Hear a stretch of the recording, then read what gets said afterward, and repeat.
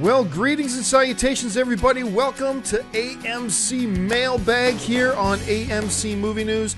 My name is John Campia. I am the editor-in-chief of AMC Movie News, and I am so glad you decided to come and join me today. And I'm actually doing this mailbag live tonight on Saturday, May 31st. We're doing this live, and we're doing it really late. It's in Los Angeles. It's like 6:15 in the evening on the East Coast, Toronto, New York time. It's like already 9:15.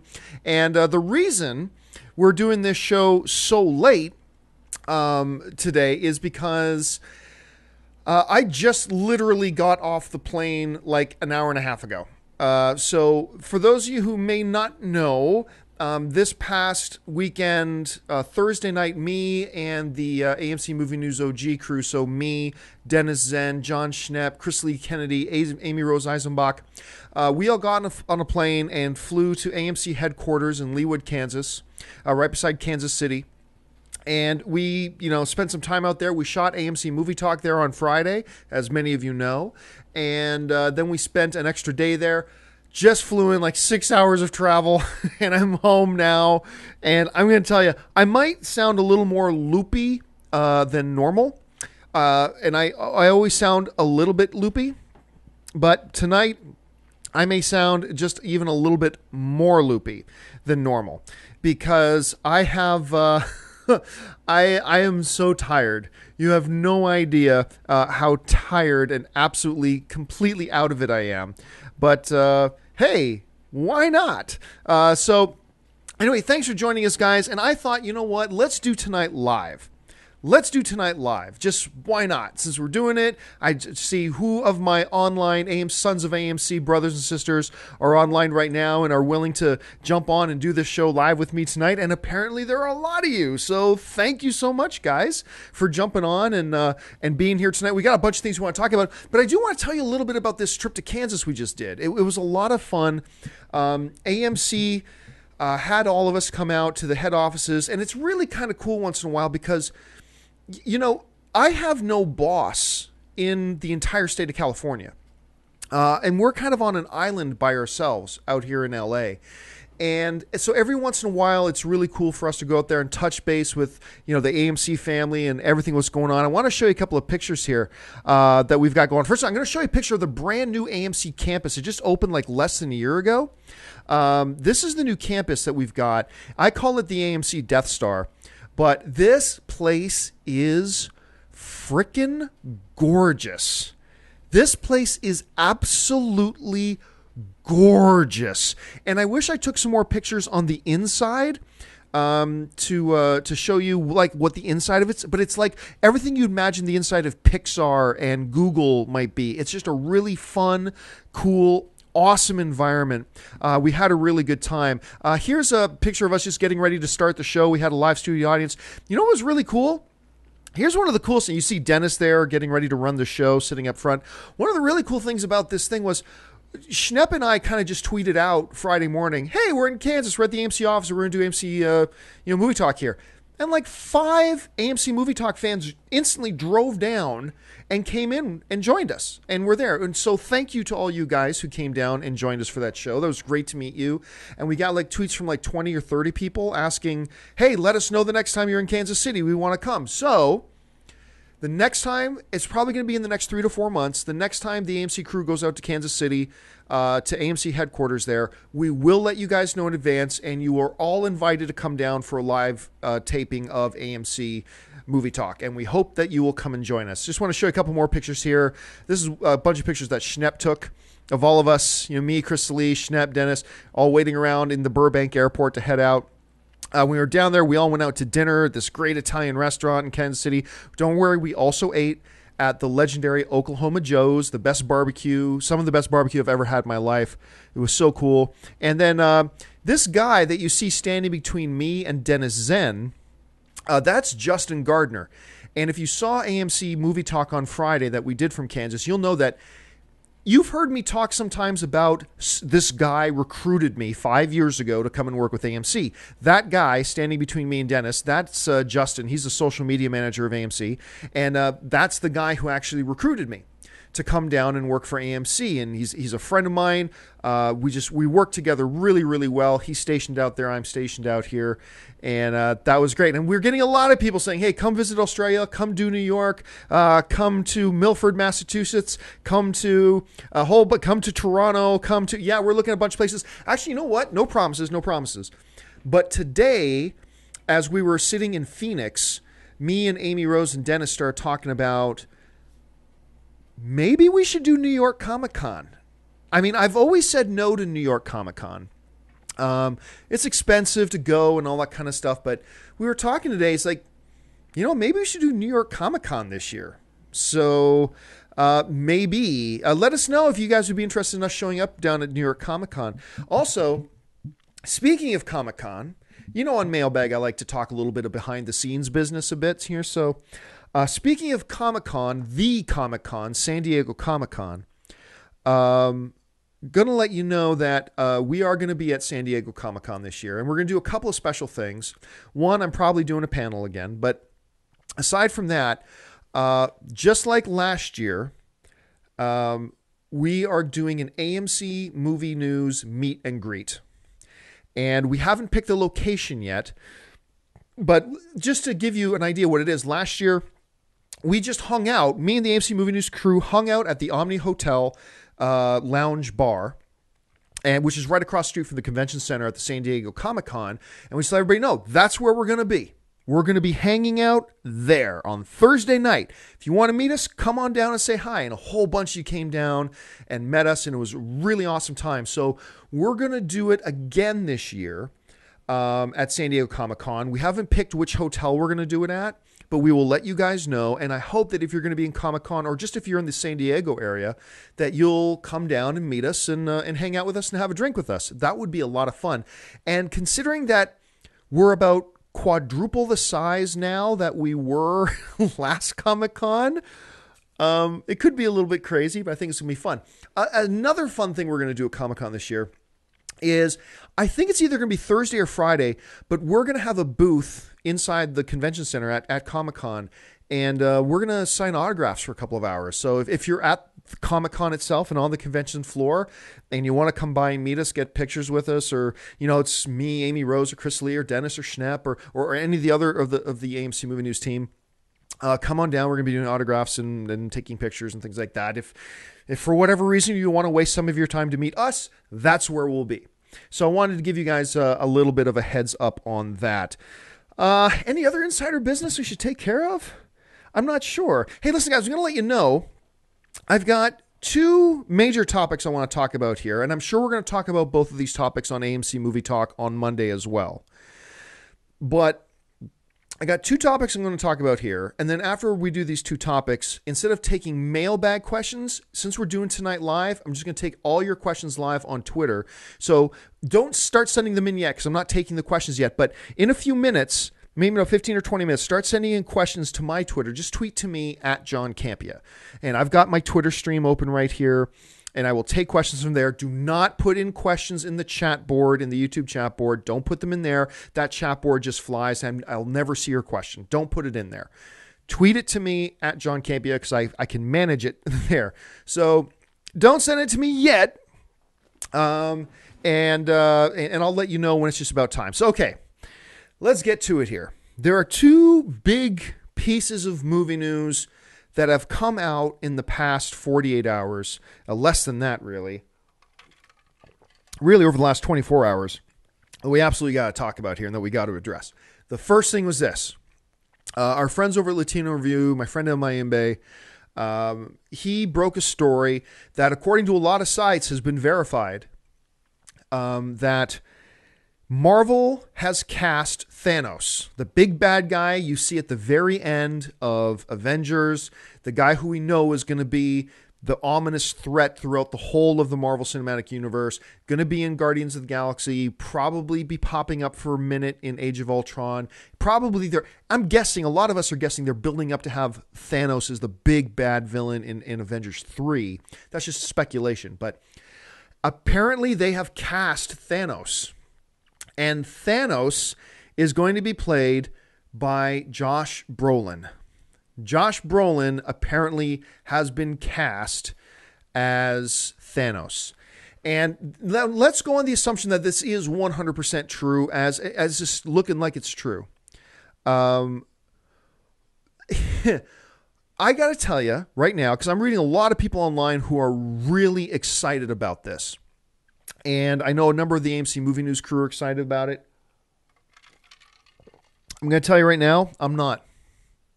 I'm not really excited about the idea of Josh Brolin as Thanos. The reason being is, over the past number of years, I have ceased to be a Josh Brolin fan. Seems like a really cool guy, but I've just seen him in too much stuff over the past number of years that I feel like he's either just mailed it in or he just wasn't very good. Now, whenever I kind of bring that up to some of my friends, I've kind of stopped being a fan of Josh Brolin, and I keep going to see Josh Brolin movies, hoping that he changes that and makes me a fan again. So far, it has not happened, and I got to tell you, I'm not thrilled with it. Let's run down for a second here a number of Josh Brolin films over the past couple of years. Old Boy was one I was really excited about. He was terrible in Old Boy. It's not just a matter that it was a bad movie, but the actor was pretty good. No, he was bad in it. So you had Old Boy. I thought he was really quite poor in Labor Day. I thought he was real, and then this film formed that.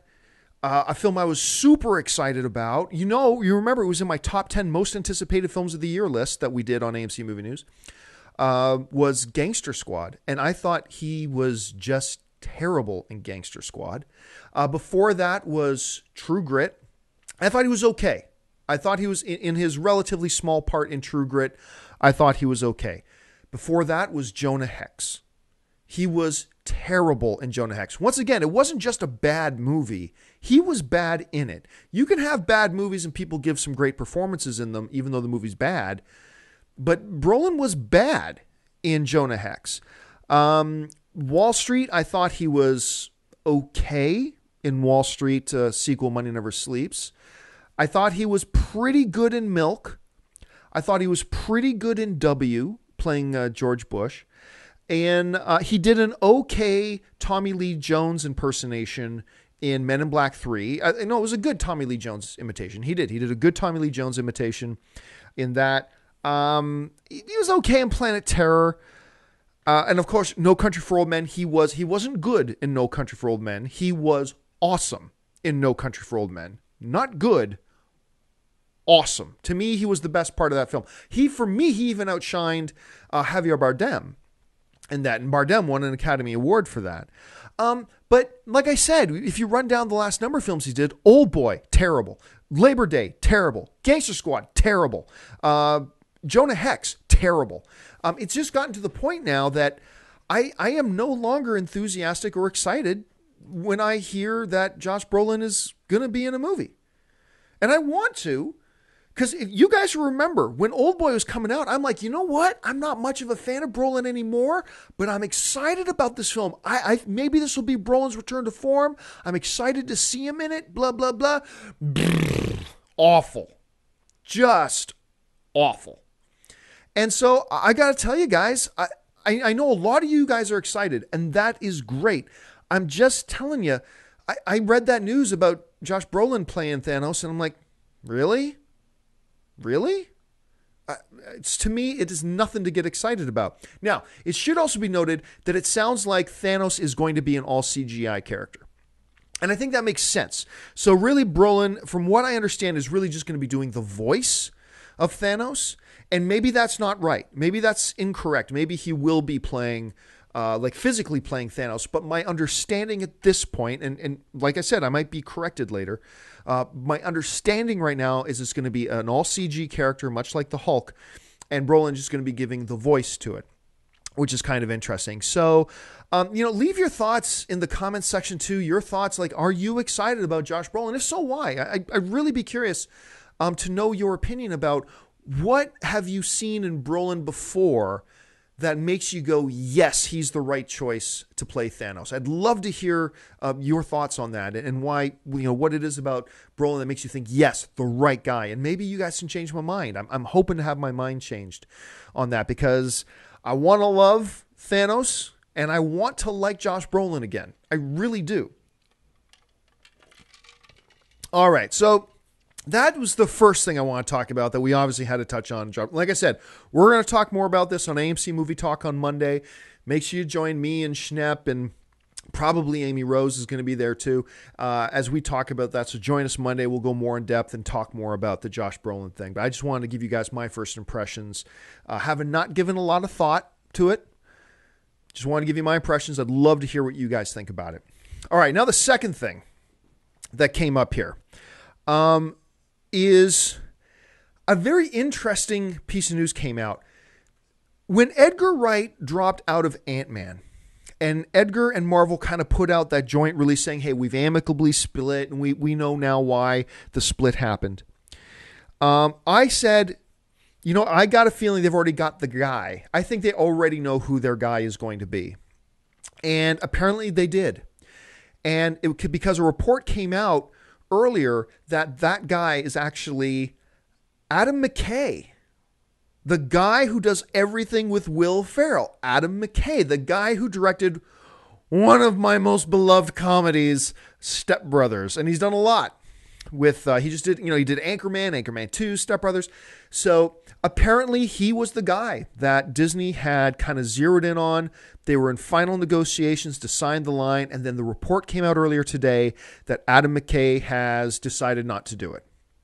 And so now, and he put out in a tweet, hey, I'm a big fan. Adam McKay put out in a tweet earlier today, hey, I'm a big fan of Marvel. I'm a big fan of these guys there. I'm super excited about everything they're doing, but I've got other projects that I want to work on, and so I've got to take a pass. So Adam McKay was the guy that Marvel had lined up to direct Ant-Man after Edgar Wright, the director of Anchorman 2, and Step Brothers, Adam McKay, and he has now pulled out. He is no longer on the Ant-Man project. And I'm going to say this. Thank goodness. Thank goodness. I love Adam McKay. Anchorman, let me bring up some of the other ones because I'm failing to pull them off the top of my head here. But he has done some stuff with Will Ferrell that is just awesome. Their working collaboration has just been great. So when you run down some of the films that McKay has directed, you're talking about stuff like we said he did. He did The Other Guys, which I thought was okay, but I didn't love that one. He's done a bunch of Eastbound and Down. He of course did Step Brothers, which is, like I said, one of my most beloved comedies. Of course, you're talking about Anchorman 2. And he is just a good partner for Will Ferrell. I'm a big fan of Adam McKay. I really like Adam McKay a lot. So then, John, why are you saying thank goodness that he's not directing Ant-Man? Because my initial thought was totally the wrong fit. And you know what? It's funny because about an hour ago, I was reading through some of my news feeds and I came across, I can't remember who wrote it at Deadline, but somebody at Deadline wrote this article about how, the thing about Marvel is it's always had this humor, but it's had this kind of fun humor juxtaposed against real, the world is at stake threat. So it's always had, Thor going, careful, that's my brother. He killed 75 people yesterday.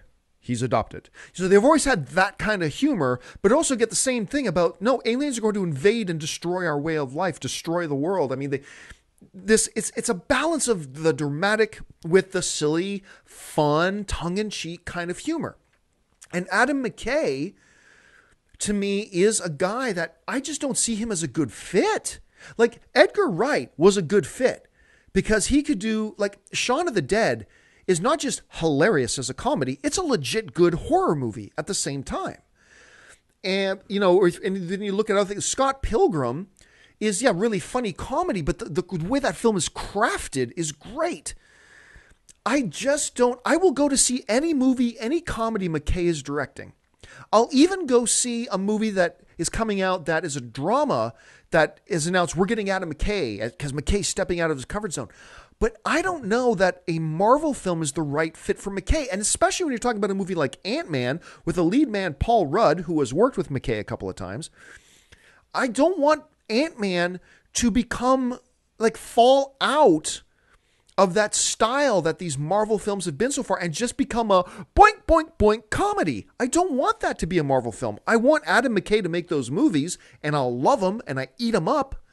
But I don't think I want that as a fan. I don't know that I wanted that for a Marvel Cinematic Universe film. But I don't know.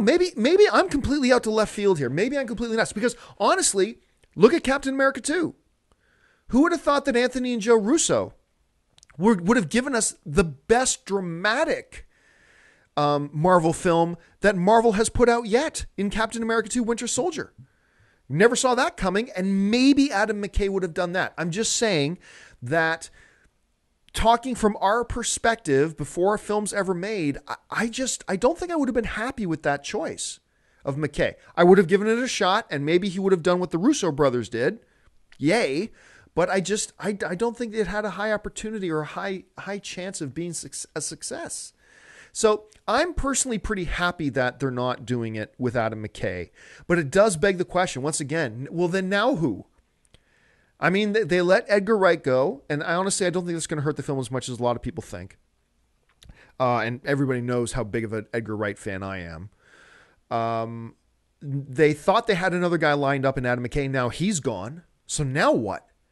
Don't make no mistake. Directors are going to line up to work with Marvel, but you got to find the right guy that Marvel thinks they can work with and that can work with them. Because everybody knows working with Marvel means working on Marvel's terms. And I'm okay with that. That's the way it should be. It's worked so far. And they're the ones who are paying the bills. So I'm okay with that. But it will be interesting to see because they're still insistent that June 2015 release date is still their release date. That's when Ant-Man is coming out. So, I mean, yeah, man, it's just, it's curious to see where it's going to go. But once again, I'm sure this is a topic that me, Schnepp, and Amy Rose are going to talk about on AMC Movie Talk on Monday more in depth. I just thought it would be really remiss of me if I did not even at least bring that up. Okay. So we talked about Josh Brolin. We talked about Adam McKay not doing Ant-Man. It is now time to take your questions. You guys are going to run the rest of the show. And just for the rest of the show, all I'm going to do is take your questions. So tweet to me. Once again, do not ask me any questions in the YouTube chat board. It's impossible. I can't follow it. I wouldn't be able to pick out questions there, so just don't bother. Instead, send in your questions to me on Twitter at John Campia. And I want to do something fun first before I take the first question. Help me out. I want to see if we can get something trending.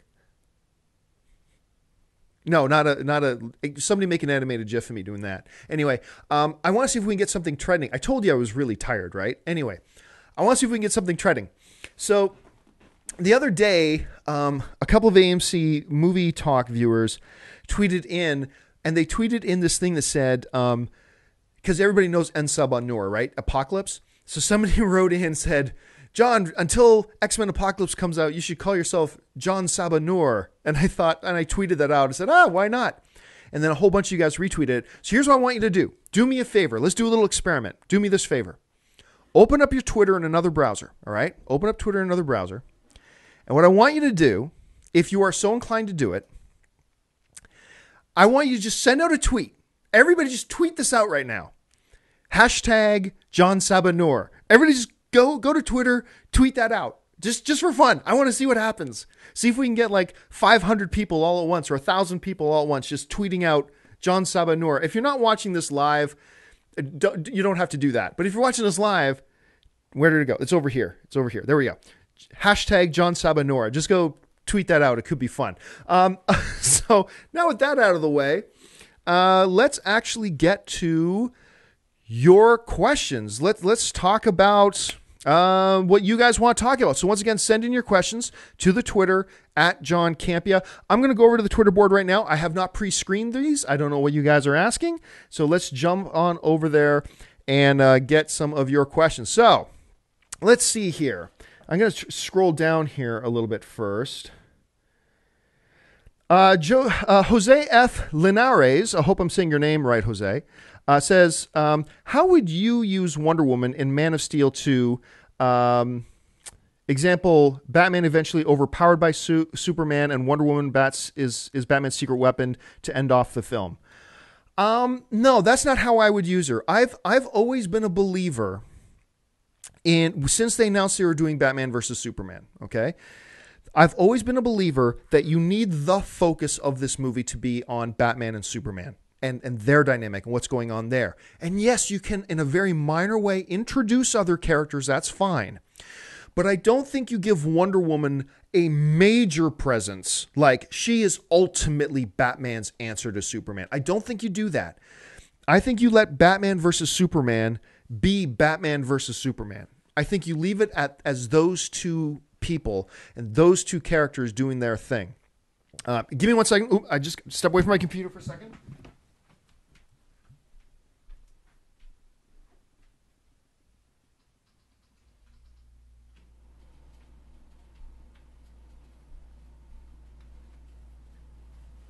And I'm back. Sorry about that, guys. I had to step away because I forgot to turn on my air conditioning, and the production lights in here get kind of hot. So I needed to turn on the AC, or else I was going to sweat to death. Because you saw me doing this a lot, and I realized, you know what? I can't do this for another 20 minutes without turning on my air conditioning. Anyway, getting back to the question about Wonder Woman. I would use her in a very, very minor way.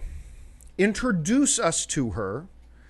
Introduce us to Cyborg, introduce us to these characters, and that's fine. You can do that. X-Men has shown us you can have 50,000 characters in a movie and still have it be a very nicely balanced movie, but you keep the focus on Batman and Superman. Do not give Wonder Woman or anybody else a super major part to play in this film. Keep the focus on those two, let the story be about those two, and introduce us to some auxiliary characters along the way to set us up for whatever you're doing next. But for now, keep the focus on Batman versus Superman. That is how I would handle, personally, how I would handle Wonder Woman. Okay, let's go back over to Twitter. See what we got going on over here. Okay, Matt Blundell is writing, and I get this question all the time. Superhero films have become their own genre. Will audiences grow tired of seeing the same old heroes and recycled plots? Well, no. I mean, seriously, for the last 10 years, ever since like X-Men 2 came out, and Spider-Man and not the Amazing Spider-Man 2, but Sam Raimi's Spider-Man 2, and all these films, people have been asking for over 10 years. Oh, people are going to get tired of superhero movies. Yep, they're going to get tired of it. But really? Really? Ain't looking like that. And then the next year, oh, people are going to get tired of superhero movies. And then the next year, oh, any day now, people are going to get tired of superhero movies. Well, guess what? We're 15 years in since X-Men came out. And everything seems to be going and chugging along pretty damn strong. But look, everything in film goes in ebbs and tides, right? Everything rises and falls. Every trend comes and goes. So will there eventually be a dry period for superhero films? I think you'd be foolish not to at least acknowledge that at some point will happen. But as of right now, over the next 5 years, it ain't the case. Superhero films are actually getting better and better and better. I mean, look, just in the span of 2 months, we had 2 of the best superhero movies of all time come out, in Captain America Winter Soldier and in X-Men Days of Future Past. I mean, they just the bar seems to be getting raised. It's like, whereas it used to be like maybe out of every 4 superhero films or 5 superhero films, you get a really good one. Well, now it's like every other superhero film is a really good one. So studios are realizing you got to raise the bar. You got to raise the stakes and make it better. Audiences aren't just going to be happy now with, look, it's our favorite superhero. That's not good enough anymore. Now they want a great movie to go along with it. And we are now starting to constantly get really good to great films that just happen to be superhero films. So look, will at some point there be a dry spell? It's inevitable. But it ain't in the foreseeable future. And even once that dry spell comes, the trend will come back again. superhero movies will become popular once again. That's just my opinion. I'd love to hear what your guys' thoughts are. All right, let's go back over to the Twitter board. And over on Twitter, let's see here. Neil Marin Jr. is asking, what's your favorite Star Wars video game? I think, honestly, I mean, I love Knights of the Old Republic, but I think, honestly, one of my all-time favorite Star Wars video games is like the second Star Wars video game I ever played, which was X-Wing versus TIE Fighter. I mean, I know we're going back like 15, 20 years, but X-Men versus TIE Fighter, I think, is still my all-time favorite Star Wars video game. Now, there have been another number of games that have come out, obviously, in the past 10 years that I've liked very much, but for me, that's my all-time favorite. Probably will be for some time. Okay, let's jump back over here. Molly Knight is asking, John Campia, do you think Marvel's Quicksilver will be anything like Fox's? Well, number one, he's not. The Fox's Quicksilver being played by Aaron Taylor Johnson in the upcoming Avengers film. He's not going to have any connection to Magneto. We know that. I mean, because Magneto does not exist in the Marvel Cinematic Universe. He only exists in the X-Men universe at Fox. So there's not going to be that connection to Magneto that Quicksilver has in in Fox's incarnation of him.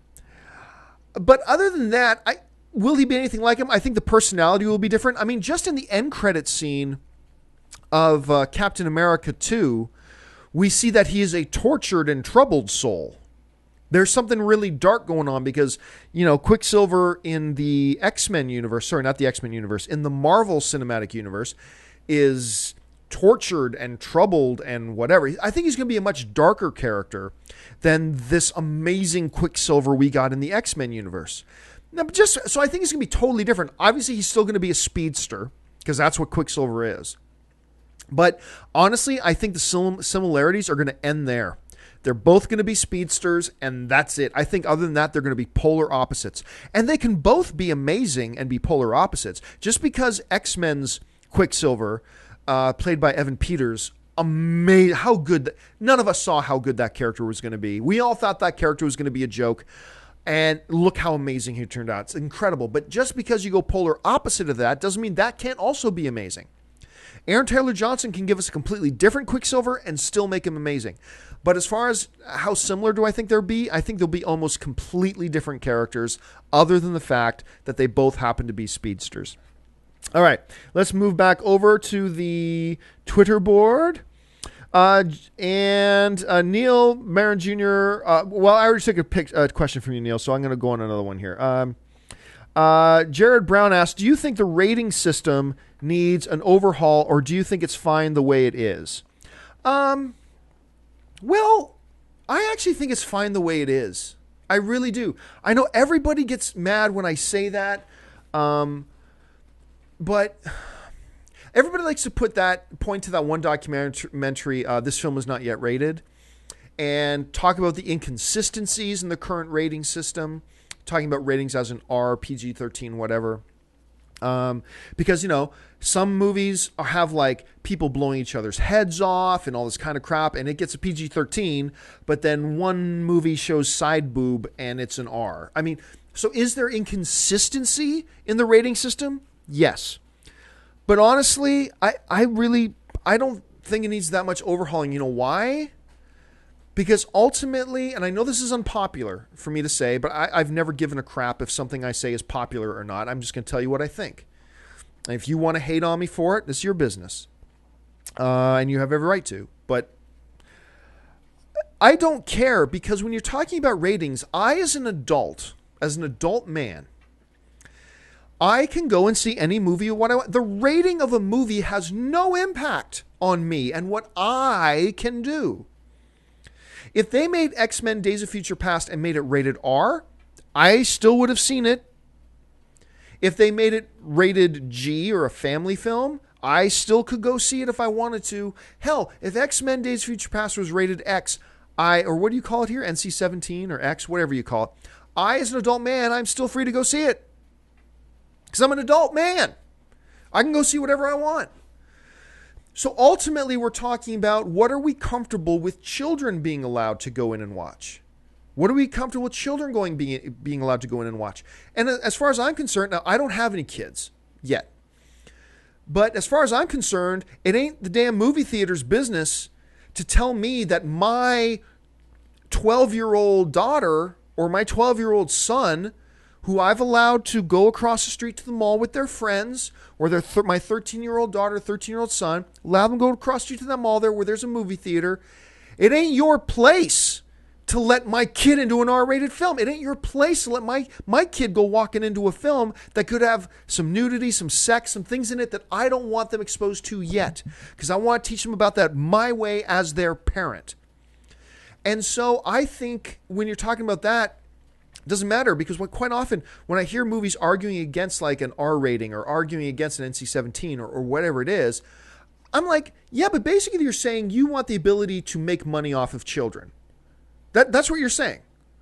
Now, I know there are exceptions to that completely, and there have been some egregious mismanagement of the rating system. I totally understand. But I have also heard some films argue it's unjust that we got an R, or it's unjust that we got an NC-17. Because really what they're doing is they're just upset and they're just butthurt that they don't get to capitalize and make money off children that they want to entice into watch their stuff that maybe a parent who doesn't know what their kid is doing wouldn't want their kid to go in and see. Like, I'm not a parent yet, but I know I'm going to be pretty darn freaked out about that. Now, that's just my point of view. I know other people have other points of view that are totally valid, totally great. That's fine. But if you're going to ask me and ask for my opinion is more consistency needs to be brought to the rating system. Absolutely. More consistency.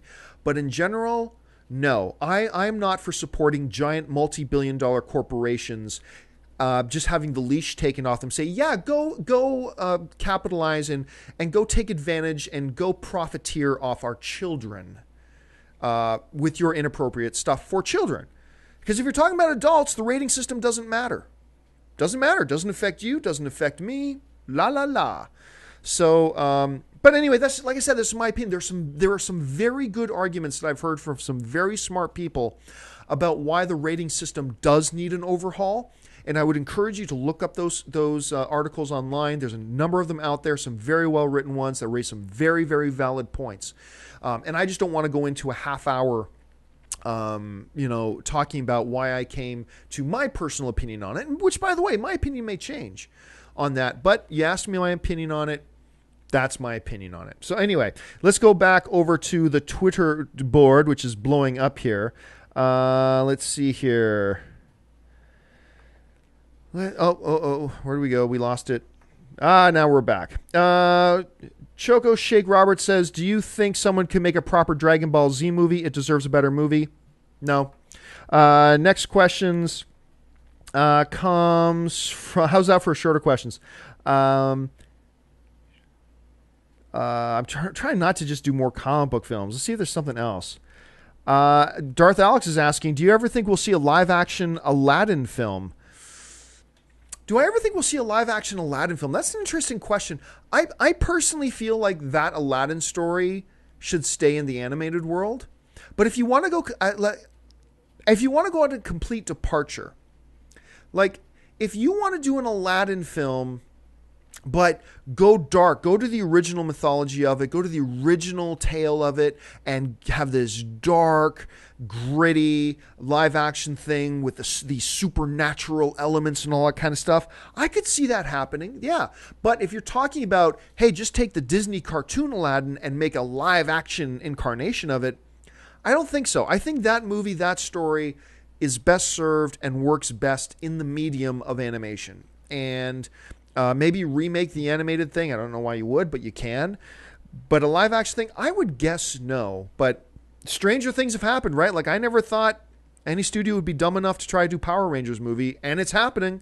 So I can say I think it's unlikely that they'll do a live action version of the Disney Aladdin, but who knows? Anything's possible, right? So, but my gut feeling is that no, they won't do that. Okay. I'm going to try not to do too many Star Wars ones. Let's go up to the top here. Dane Red is asking, a Supernatural movie? Well, I mean, everybody who watches me knows that Supernatural is one of my favorite TV shows. It has been for about 5 years. I love Supernatural. I love the Winchester Boys. I think it's terrific TV. I love it. Movie? No. No. Nobody. First of all, nobody watches the show. I mean, it's a CW show. I think it maybe gets 3 million viewers, maybe 2.5 million viewers. That ain't enough. Even if you got every single person that watches Supernatural out to the theater, it would not make enough money. And you're not going to get every single person that watches to go to the theater. But do I think a standalone Supernatural movie could be good? Yes, I think a standalone Supernatural movie could be very, very good. I just don't think it would get an audience, unfortunately. So even though it is one of my favorites, I got to say no. I don't think a Supernatural film would work. All right, let's go back over here. Captain Braddock is asking, thoughts on Maleficent? I like it. Do you? Not thrilled with it.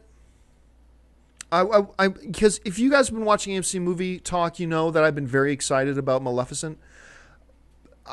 All I'm going to say for now, I don't want to go too much into it, is that I wasn't thrilled with it. Angelina Jolie gives one hell of a performance. One hell of a performance. And the visual effects are very good. And on those two bases alone, I would encourage people to see the movie. But, you know, if you're going to ask me, if I stand back, don't say, but honestly, was I really happy with Maleficent myself? My answer's probably going to be no. Wasn't thrilled with it. It's okay, but I wasn't thrilled with it. All right, let's go back over here. John Campy, how about Crank 3? Love those movies, and the second one laughed at the sudden shift to the Godzilla references at the power plant. Crank 3, as some of you may know, actually the directors of Crank and Crank 2 are friends of mine, Neville Dean and Taylor. They're actually kind of responsible, them and Milo Ventimiglia are responsible for me meeting my wife. Neville Dean might have been the one who introduced me to my wife, if I really think about it. But they're responsible for me meeting my wife. And so these guys hold a very special place in my heart. I know they've talked about doing a Crank 3. And I know Jason Statham loves Crank. He loves the Crank world, and he's loved making those movies. So I'm going to go out on a limb. I'm going to guess we'll probably see Crank 3. Like, I know right now both Mark and Bryan are working on individual films, but I got a feeling at some point they're going to come back together and make Crank 3. And I'm with you. I really like the first two Crank movies. I had so much fun with the Crank movies. Let's go over here. Would you be in favor of season 6 of The Wire? Don't care. This is not a TV show. This is a movie show. John, when will Snow White and the Huntsman 2 come out? That's from Hunter Helms. When will Snow White and the Huntsman 2 come out? That's a good question.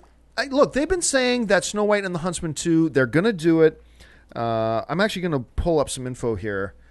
Snow White and the Huntsman 2. Now, by the way, guys, just so you know, IMDb is a great source to get some information, but it's never consider it absolutely Bible, because a lot of different people can just throw information up on that. There's not much info here other than they're saying that there's a 2016 release date, that Kristen Stewart and Chris Hemsworth are listed, but that's all that's come out. Is it actually going to happen? Probably. I have a sneaking feeling it ain't going to happen. Now, don't get me wrong. If you were to ask me, John, you got to put $1,000 on this right now. Will there be a Snow White and the Huntsman 2? I'll say probably yeah. But I'm just letting you know, behind the curtain, I'm saying, I got my doubts, though. I have my doubts. But not only because of, how it did and how it was received, but also because of all the off-camera drama. And I'm not going to go into it, but you guys know what I'm talking about. All the off-camera drama that's gone on went on with Snow White and the Huntsman. And so I think it could hurt it. So I'm not really sure that I'm not 100% positive that it's actually going to happen. Who knows, though? I mean, who knows? I mean, I think it's probable that it will. I'm just not going to be surprised if we find out that it's not happening. All right, let's go to a couple of more questions here. What are the chances we'll see Beta Ray Bill in Thor 3? Personally, I think pretty damn high. I think I haven't heard anything. There's no insider knowledge here whatsoever. Okay, this is just me, but I'd be surprised if we didn't have Beta Ray in Thor 3. That's how confident I feel about it. That I'd be surprised if he wasn't there. Once again, don't say John Campy of AMC Movie News says Beta Ray Bill will be in it. I'm not basing that on anything. I've not heard anybody say that that's the case. I'm just saying that I think all signs lead to yes, and I think he'll be there. But that doesn't mean he will be. Okay. Let's see. What are your thoughts on the upcoming? This comes from Mr. Cool 54321. What are your thoughts on the upcoming Mummy reboot? And has there been any news on it? Well, the only news that I know for sure about the upcoming Mummy reboot that I believe Kurtzman and Roberto Orsi were working on was that I'm drawing a blank now. The guy, I don't know why I'm forgetting his name. The guy who directed Underworld. The guy who's now married to Kate Beckinsale, Len Wiseman. I know Len Wiseman was attached to direct the new Mummy film. And by the way, the Mummy reboot was not going to be a reboot of the, those Brendan Fraser Mummy movies. They're going to be a reboot of the classic, like 1930s Universal monster Mummy movies.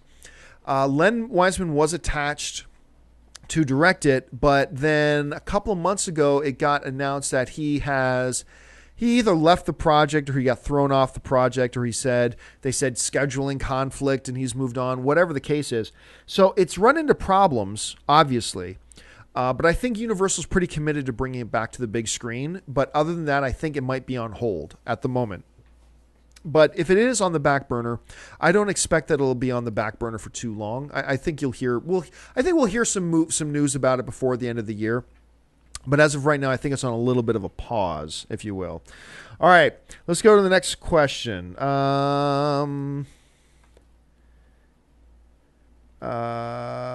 Let's go down.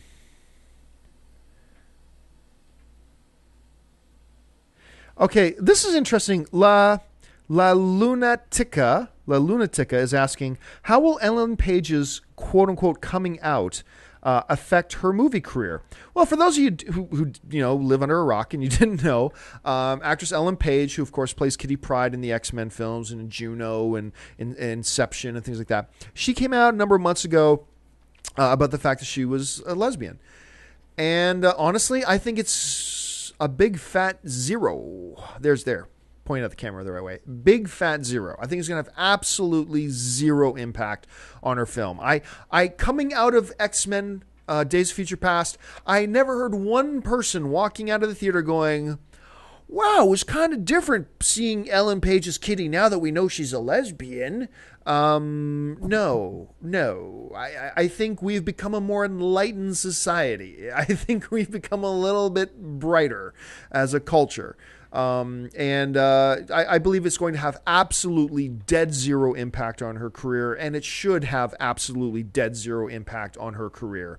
It's an actor. I get tired of this. Hearing about, a British guy is playing an American guy. They should get an American to play an American guy. Oh, they've got a gay actor playing a straight person. That takes me out of the movie because I know that person's not straight and they wouldn't really fall in love with that girl because we know he likes guys, blah, blah. It's acting. It's acting. Every person on screen in a movie is playing somebody they're not in real life. You think the guy who they get to play Hitler in some movies, you think the guy they got to play Hitler in Indiana Jones and the Last Crusade with Harrison Ford, because remember, Harrison Ford, Indiana Jones is in Germany at the book burning and he accidentally gets Adolf Hitler to autograph his book. You think that actor is actually a neo-Nazi in real life that they went out to get to play the role? No, it's called acting. And I mean, if I hear anybody write to me, well, John, watching Ellen now in a movie where she falls in love with a guy, it's just going to take me out of the movie because I know she's into girls. Then you're an idiot. We're all entitled to our opinion, but that's an idiotic opinion. Because every actor you see in a movie is playing somebody they're not. They're just not. You think in Transcendence they actually killed Johnny Depp and transferred his intelligence into a computer and say, okay, now Johnny Depp can play this guy in Transcendence. No, he's an actor playing a role. And I got some startling news for you guys who are fans of Avengers. Mark Ruffalo is not actually an expert in gamma radiation. Mark Ruffalo is not actually a gamma radiation scientist, and he doesn't actually turn into a giant green monster when he's mad. It's not like, hey, we're casting for the Hulk. Let's go make sure we find an actor who's actually a gamma radiation expert and who also happens to turn into a giant muscular monster when he gets angry. No, that's not what they are. So I'm spending way more time on that. I'm sorry. I've ranted on this kind of a thing before, and so I won't burden you with my ridiculous rants on it anymore. So ultimately, no, I don't think that it will have any impact, nor should it have any impact. And I'm glad you brought it up. Okay, let's go back over. Take just a couple more. Sports Are Life. I love your Twitter name, by the way. You've said you've only given 5 movies a perfect score. What movies are they?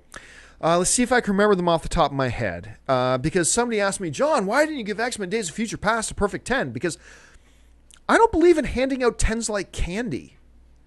Like, honestly, I know I've got some friends of mine that every time a movie's good, they say, oh, it's a 10 out of 10. And then they see another movie the next week. Oh, that was a 10 out of 10. Then they see another movie the next week. That was a 10 out of 10. To me, and this is just my opinion, you may score things differently, and that's totally cool, totally valid. I'm just letting you know the way I think on this. I hardly ever give out 10s because I believe the more you hand out 10s, the less they mean. So, like, this one buddy of mine came out of a movie that they saw and said, oh, I give that movie a 10. I'm like, really? So you would say that movie you just saw, because I know they also gave The Godfather a 10, right? So you're saying that movie you just saw, you would put on par with The Godfather. Well, no, obviously it's not as good as The Godfather.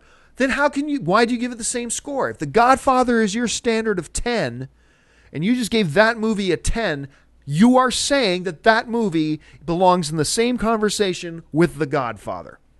And so that's why I think that, if you just throw out the word perfect, 5 out of 5, or 10, 10, 10, then the score loses its meaning. It loses its validity because you're throwing it around like candy. So I believe you should only call a movie a 10 when for you can say this was truly an epically special experience that I will remember for the rest of my movie viewing life because it was that special. So there are a few movies that I've given 10s to. So some of the movies I've given 10s to are Shawshank Redemption.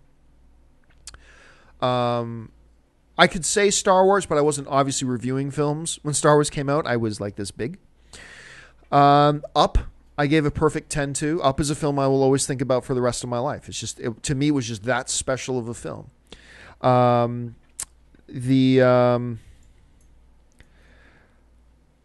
Oh gosh, I almost named one that I actually didn't give a 10 to. So which ones were they that I gave 10s to? I can't think of them off the top of my head. Because here's the thing. What's that, honey? Juno. Oh, I gave a 10 to Juno. Thank you, baby. I remember the first time I saw Juno. I just think that the way that film is the architecture of the film is just something really special and brilliant. And so I gave that a 10. I gave Lord of the Rings: Return of the King. I gave a 10 to.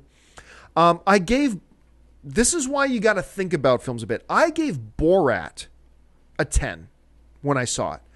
The first time I saw it, that movie just made me laugh my guts out. I thought it was sharp. I thought it was very intelligent.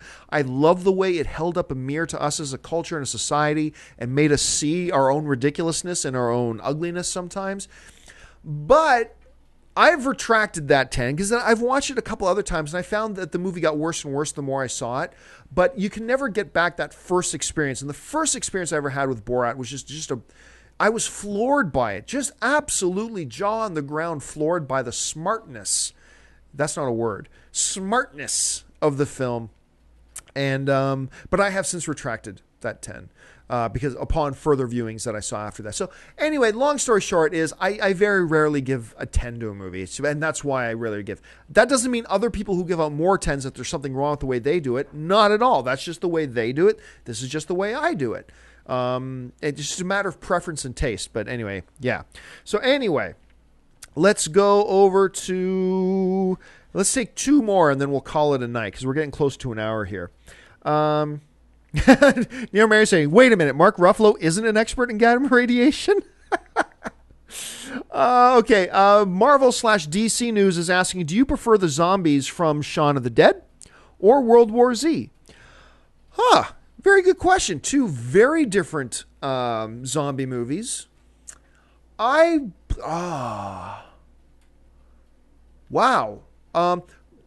Clearly, because the nature of the film was a little bit different, the World War Z zombies were a little bit more visceral, and there was this hive swarm mentality to World War Z with the zombies there. To me, that whole scene when Israel starts to get invaded by the zombies and the way they start like ants, like an army of ants piling up the wall until there was something really inherently frightening about that as a film watching experience, I was legitimately kind of shaken by it. I thought it was really terrifying. So for that reason, myself, even though I prefer Shaun of the Dead overall as a movie, if you're asking me which zombies I like more, I'm going to go with the zombies from World War Z. Great question. I'm sure all of us would have different ones. Okay. Here we go. Hey, Mitchell McAllister is asking, hey, John, I was wondering how movie theaters get the movies that they show. It's probably exactly the way you imagine it. They work out a deal with the theaters. The theaters want, or the studios want their movies in as many theaters as possible, and they sign agreement deals and put them in. Just really that kind of simple. You know what? Maybe someday, maybe the next time I'm at AMC headquarters and we do a show live from there, I'll bring in one of our programming people for AMC and get them to explain in detail. But it is the basics of it is, the studio and the theaters make a deal and they distribute the movie. But the real ins and outs, the mechanics of it and how it works, let me get an actual expert in that to address that. So maybe in a couple of months, ask that again the next time I'm going out to Kansas City, and we'll get somebody on who's an expert in this and can actually explain the process of a studio taking their completed movie and the process that happens of how that then ends up on the movie theater, the AMC screen near you that you then go and watch. It's a great question, but I don't want to belittle your question by answering it from an idiot's point of view, which is me. Let me get an expert in to talk about that. Okay. Jordan is writing, do you think we'll ever get a Civil War movie or a World War Hulk movie? Civil War movie, maybe they'll do a version of it, but we'll never get a proper... I've answered this before. We'll never get a proper Marvel Civil War movie because you just can't do a proper Civil War movie without Wolverine, without Spider-Man, without the Fantastic Four. You can do a version of it, but it's not really Civil War. So maybe one of these days we'll get a Marvel Cinematic Universe movie. Maybe one of the Avengers movies will have like themes from Civil War, but it won't actually be a Civil War movie. At least that's my opinion. All right, let's take just a couple quick more ones. Dane Dredd is asking, any news on an Elf movie? No. Not to say that there wouldn't be some validity to an Elf movie, but no, I have heard no news on an Elf movie. Let's see. I'm trying to find a non-comic book one. Okay, this is kind of non-comic book-ish. Marcos Chavez is asking, hey, John, guilty or not, will Bryan Singer still direct the next X-Men film? Remember, this whole thing going on with Bryan Singer right now is not a criminal case. There are no criminal charges. None. There are no criminal charges being filed against Bryan Singer. So there is not guilt or innocence in this. There is no judge is going to go, Bryan Singer, you are guilty. No. There is a civil suit being brought against Bryan Singer by an individual who's making some claims that you can see some validity to maybe, and you can see some fishiness about them at the same time. But there's a civil suit that basically the only thing that happens in a civil suit is one guy saying, I want that guy to give me money because of things. So what the worst thing that can happen to Bryan Singer here is that a judge fines for the complaint the person bringing the complaint, the plaintiff, and says, okay, Bryan Singer, you need to write him a check for $50 million or $10 or $5 bajillion or something like that. There is no guilt or innocence. Now, that being said, I think, 99% of court cases, civil or otherwise, never go all the way through. They usually get settled. I have a feeling one way or the other, for good or for ill, this case will get settled. And it's, with how good this X-Men Days of Future Past turned out, and how much money it's going to make for Fox, and Fox seems to be standing in Bryan Singer's corner on this, I would be shocked. I would be absolutely shocked if he didn't come back. Because here's the thing. These allegations are fresh, right? They're fresh, and nobody cared. These allegations, they're at their hottest right now because they just got announced a couple of months ago or a month or so ago or whatever it was. And nobody cared. Nobody talks about them anymore. Because I know a couple people in the chat were saying, but John, perception is reality. Well, guess what? Nobody cared. There is no perception here. You got some people, the perception is, hey, where there's smoke, there's fire. But you also have people, the perception of, these charges sound pretty damn fishy. So you got both sides, whatever. But when in the days coming up to X-Men Days of Future Past coming out, I didn't hear anybody talking about it. And if they're not talking about it now, they're certainly not going to be talking about it 6 months from now or a year from now. So, like I said, I'm just saying, look, I have no opinion one way or the other. I'm just saying that all things being equal, there are no criminal charges here. The worst thing that's going to happen to Singer here is that he might have to write a check to somebody. But other than that, I cannot imagine a scenario in which Fox does not have Bryan Singer back to do the next one, and I think Bryan Singer wants to do the next one. It's the best film, best X-Men film he's ever directed.